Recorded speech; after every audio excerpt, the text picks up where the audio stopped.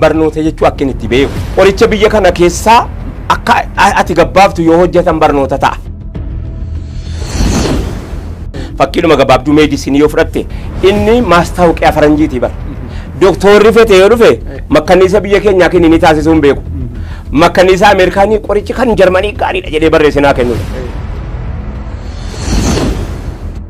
Qilleensi Jarmaniitii fi qilleensi Xoobbiyaa tokkoo miti. Garagara.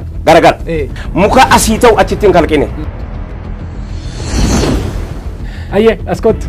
Amma qoyqa barnoota itti natti kaafte. Barnoota waan hin jirre fiduu hin taane jechuudha. Waan jiru walii kennu irratti immoo akkatti biyya keenyatti yerootti as dhufne jennu. Amma bittaa gurgurtaadha gabaadha. Barnoonni. Warri gurguraa jirtanis dhiifama naa godhaa dubbiin akkuma sana. Tuudhaan hattuu jedhan maaliif haara garuu innoo na taa'ira. Hatuun liisu. Hattuu jedhan maaliif namatti haara garuu. Xiqqoo modifaa hin gooneef maqaa zamanaa ittiin maxxansanis. Ka Ingiliziidha yookaan Ameerikaadha yookaan Raashiyaadha namichi. Ijoollee egeree kootiiti. Ijoolleen gurgureetii miti. Amma utuun dhufin jarri kun dhufuu barbaadu jechuudha beekadhu maanaansa.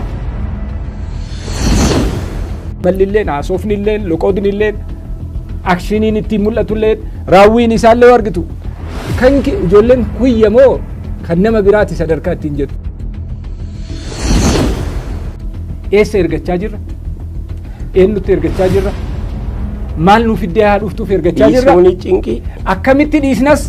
Akkamitti deemnas? Kan kanarraa immoo si dinqisiisu barsiisota. Yeroo hunda mindaan dabalamu dabaluu kafaltiin dabalamu dabaluu dhiistanii ijoolleen kun maal barataa jiran? Nuyi sadii baddee dhuguma. Ayi eessatti baddeedha.